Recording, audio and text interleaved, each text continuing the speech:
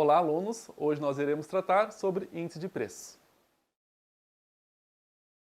Na aula de hoje, nós falaremos sobre os seguintes tópicos: índice de preços e o IPC, que é o índice de preço ao consumidor, como se calcula o IPC, os problemas do IPC, a diferença entre deflator do PIB e o índice de preços, uma questão mais geral, como corrigir os agregados monetários e, por fim, vamos falar um pouco de IPC no Brasil. Bom, iniciando então pelo índice de preços. O índice de preços, ele vem da questão do índice. O índice é uma representação de valores num único número. Portanto, o índice de preço é uma representação do preço médio de um conjunto de itens. Bom, mais importante do que o índice de preço em si é o cálculo da sua variação, que é a chamada taxa de inflação. Existem vários índices de preços no mundo. O mais utilizado globalmente, mas também individualmente pelos países, é o índice de preço ao consumidor, que ele é inclusive utilizado pelo FMI, Banco Mundial, pelos Estados Unidos e também pelo Brasil. O que ele vai fazer? Bom, o índice de preço vai tentar sintetizar o custo médio ponderado, ou seja, ele vai dar maior peso para determinados tipos de bens e serviços de uma cesta de consumo típica das famílias. Bom, vamos falar um pouco mais de índice de preços ao consumidor. Então vamos falar sobre como ele é calculado nos Estados Unidos. O seu cálculo se dá com base em 5 processos. O primeiro é uma fixação de quais serão esses bens e serviços e os seus respectivos preços. Como falamos anteriormente, temos que ponderá-los. O segundo passo é fazer uma coleta de preços, vendo na prática como eles estão sendo cobrados para a população. Terceiro, fazer esse cálculo. Uma vez que nós observamos quais são os bens e serviços, quais são os preços, nós podemos fazer o cálculo da cesta. Quarto, escolher um ano base para cálculo do índice. Então a gente vai fixar um ano de referência e utilizá-lo como comparação. Por fim, nós poderemos então calcular a taxa de inflação. Vamos ver aqui um exemplo hipotético bastante simples, numa economia em que há apenas cachorro-quentes e hambúrgueres. Então, a primeira etapa é saber como os cachorros-quentes e os hambúrgueres estão sendo consumidos. No nosso exemplo, temos 4 cachorros-quentes e 2 hambúrgueres. Segunda etapa, então, é analisar o quanto que cada um deles está custando. Aí nós vamos ver aqui 3 anos. Em 2001, o cachorro-quente custava $1, por exemplo, o preço do hambúrguer custava 2.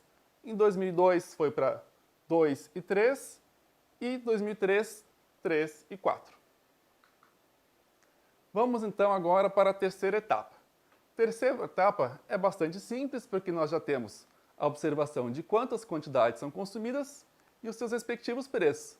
Então é simplesmente um processo bastante simples aqui de multiplicação e soma, que nós temos então as 3 etapas.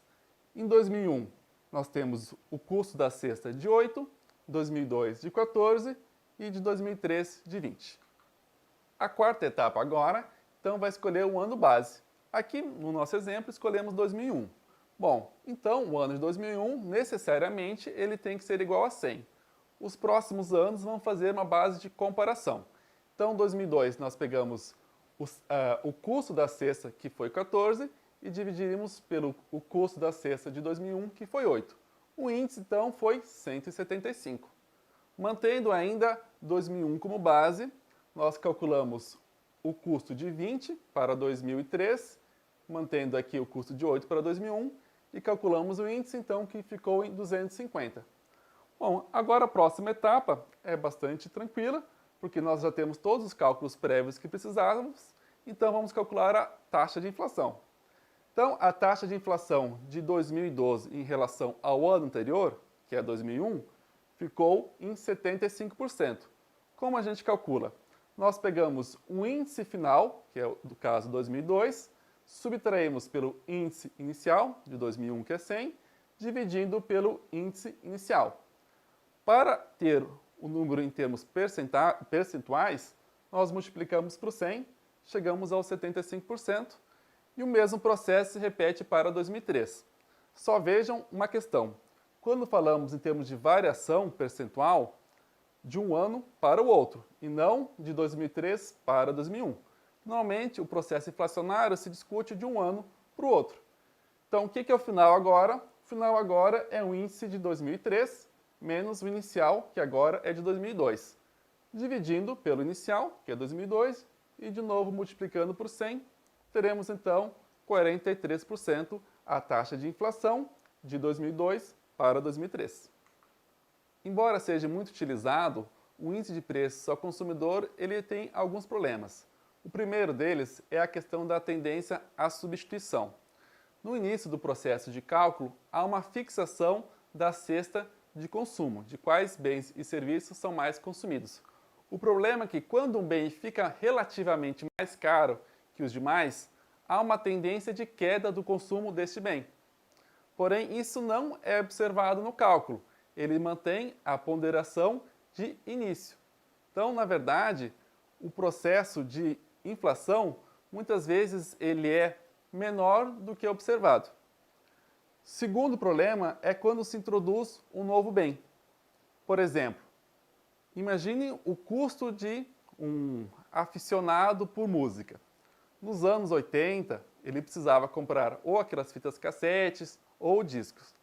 Nos anos 90, entraram CDs de boa qualidade e mais baratos.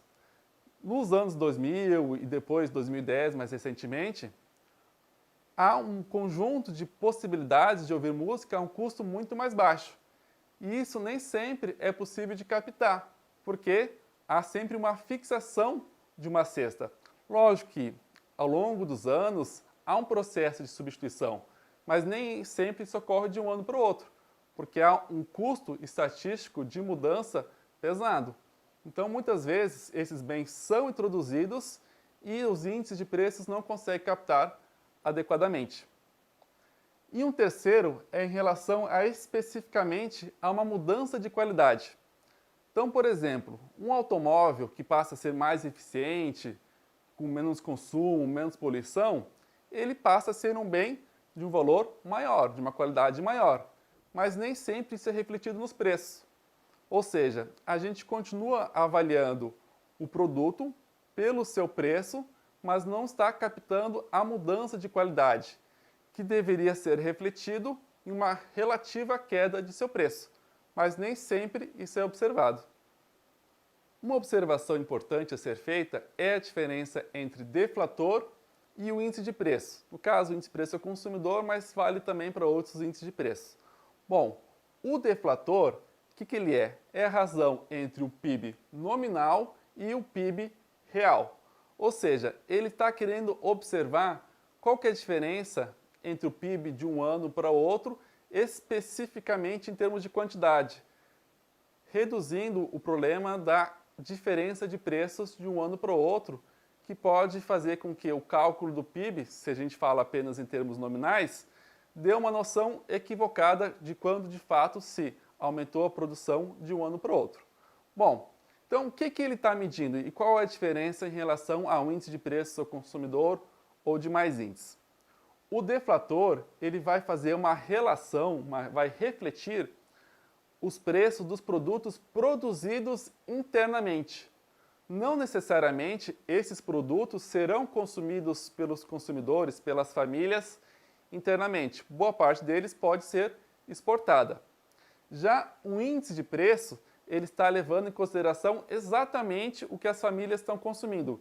E não necessariamente esse consumo de bens e serviços é produzido internamente. Boa parte dele pode ser importada. Então temos uma importante diferença entre esses dois indicadores. Consequentemente, o deflator implícito, ou deflator do PIB, ele vai comparar os preços de bens e serviços produzidos no ano corrente, por exemplo, 2018, comparando com os mesmos preços produzidos em um ano base, por exemplo, 2017 ou 2016. Já o IPC, ele não vai pegar todos os bens e serviços de fato consumidos, mas sim uma cesta fixa, que ele não vai mudar de ano para ano, né? A ponderação dela é mais rígida, com a mesma cesta de um ano base. Então o processo é bastante semelhante entre esses dois, mas existem essas diferenças importantes em relação a um e o outro. Agora que nós conseguimos calcular o índice de preços e entender a diferença em deflator, podemos calcular adequadamente como se faz um processo de deflação de diferentes agregados. Ou seja, podemos transformar os agregados que estão medidos a preços correntes, podemos transformar ele a preços constantes. Então, a fórmula aqui é relativamente simples. Podemos então observar aqui o agregado no ano T, ou seja, no ano corrente, por exemplo, 2018. Nós queremos não saber o preço em termos de 2018, mas, por exemplo, em termos de 2016, que seria o ano base. Como que eu calculo isso? Eu pego o agregado a preços correntes, ou seja, o agregado de 2018, PIB de 2018, a preço de 2018. Para achar em relação ao ano base, o que eu vou fazer? Eu multiplico pelo índice de preços do ano base, por exemplo, 2016, e divido pelo índice de preços do ano corrente, no caso aqui do exemplo 2018. Então vamos analisar essa tabelinha e vocês vão calcular junto comigo. Então aqui eu tenho 4 anos e a produção de cada ano está a preços correntes. Então do ano 1 a 7.900, o ano 2 8.450, 3 9.200 e 4 10.150. E aqui nós temos o índice de preços. No caso aqui do exemplo, um índice geral de preços, mas só para servir de exemplo, poderia ser qualquer índice de preço, né? Então, do ano 1 é 105, 2 é 115, 3 é 113 e no 4, que é o maior deles, é 117. Aqui a gente vai fazer um pouco diferente. Eu estou utilizando como ano base não o primeiro ano, mas sim o quarto ano. Isso porque, para deixar bem claro para vocês, que eu posso fixar o ano base qualquer um desses anos. Ele vai servir apenas como referência. Não necessariamente precisa ser o primeiro ano. Deem uma pausa no vídeo e façam vocês mesmos o cálculo que nós vimos anteriormente para dar uma exercitada.